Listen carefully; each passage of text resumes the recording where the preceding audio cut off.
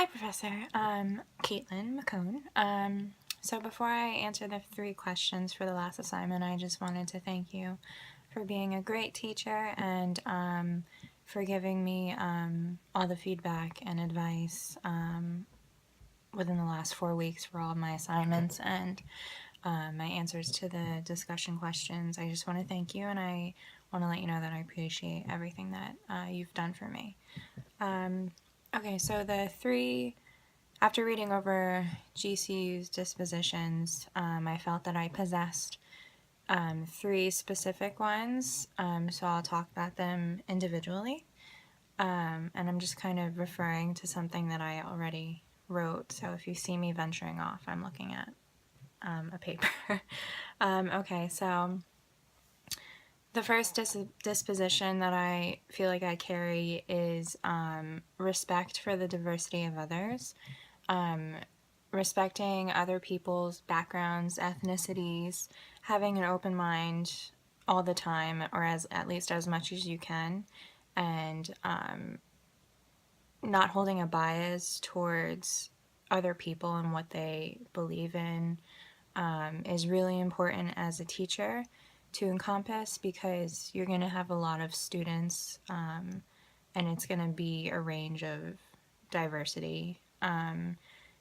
So you have to make sure that you're creating a positive relationship with your students, your colleagues, students' families, to ensure that communication and the way that you teach is always going to be, what's the word?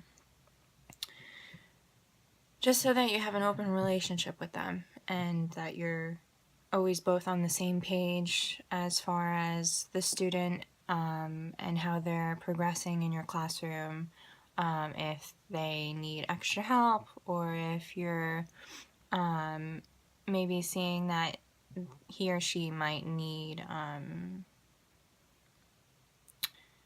more one-on-one time, or if they need maybe to see somebody if they have maybe a little bit of a learning disability. So those are all really things that you need to be looking for when you're a teacher. But yes, as I said before, keeping an open mind as a teacher will create positive relationships with your students, their families, and just other people in general, and just having that type of respect for others, not just as a student, but putting that on your students and seeing other people as equal will do wonders for your students as they get older. Another disposition I feel I possess is compassion. Just with me babysitting for the last over 15 years. I started out as a mother's helper and grew from there, and I nanny now for a few different families, but having that compassion as a teacher is so important because these children are with you more during the week than they are with their own families, so they need to be able to feel like they can trust you and that they can come to you for anything, and being gentle and patient, caring to the students will do all of that for you. And just taking the time and being kind and genuine and actually wanting to get to know your students is going to keep a positive vibe in your classroom, and it'll help bring everybody together as a unit in your classroom. The last disposition I feel I possess is fairness.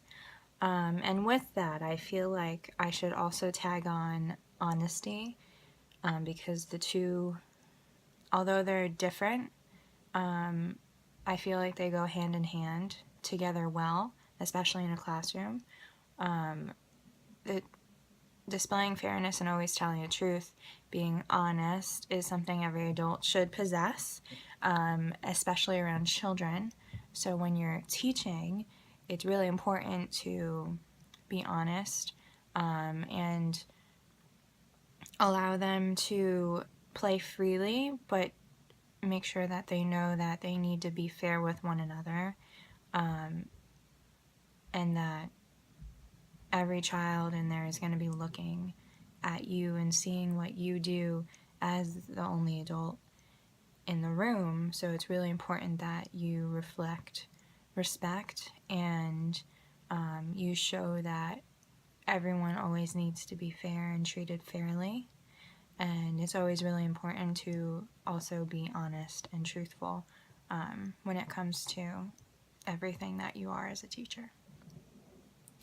Out of Grand Canyon University's dispositions, I feel as though I possess a lot of them, but I also feel like I'll always be needing to work on all of them. Like, it's never something that I'll just know and never stop learning and understanding something.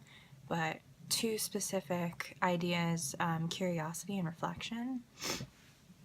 The idea of curiosity and challenging your students to think outside of the box is a really great idea, and something that really needs to be put forth as a teacher, because they're going to go out in real life one day and they might not know even how to problem solve. So curiosity is really important for that aspect. Asking an abundance of questions and getting your students to problem solve, like I said before, and working with others is really important for their futures. Also, reflection. That can be tricky at times, because a lot of teachers think that they already know a lot of things about teaching. But as a future teacher, I think it's really important to have that attitude to never want to stop learning about things that we teach our students, because over time there's a very good chance, just like with the Common Core and all the new teaching strategies and methods, there's a really good chance that we're going to find new methods and new ways of teaching things that we already know how to do, but for some students it might be difficult for them. So we always are implementing new ways of teaching, ideas, strategies that we already are familiar with, but for some students it might be a little bit different for them. As a future professional educator, I would imagine I would need to display professionalism, kindness, and always be caring and patient with my students. My behavior will always reflect how I teach and what I put forth to them. Certain standards guide the way teachers act and think inside and outside of the classroom. Demonstrating respect for yourself as well as for others and for your students and colleagues are really important factors when becoming, that new teacher in a school. You want to build up a good rapport with your fellow staff teachers, and ask a lot of questions. I always feel like I ask really stupid questions a lot, but asking questions is something that people should always be doing, especially children. No question is a stupid question, but you might think it is, but I've always had a hard time with, not raising. I was always the one to always have a question, but not raise my hand in the classroom because I felt nervous. Meanwhile, there were probably half of the other students that had the same question as I did, so who knows. My behavior will always reflect how I teach, because that's all the kids are going to see. Demonstrating respect for yourself as well as for your students are really important factors, because they're going to be watching you, and your colleagues are going to be watching you. You're going to get observed, so they need to see that you are experienced. They want to see that you know what you're doing, and that you have the skill that the students need in order to learn from you. being confident as a teacher is a great quality to embody because it shows self-respect, and you're not always left second-guessing myself. You're not always left second-guessing yourself. This is something I struggle with a lot of the time, and although I've gotten better over time, I'm still working on it. But I always feel like I have a really hard time, not that I don't know what I'm doing, but I'm the type of person that worries about how other people feel, and I put them before myself. You know, I always want to make sure, like, the people I'm with, like, at the time are happy and make sure that everything's okay with them. So I feel like I'm always pushing myself kind of to the side.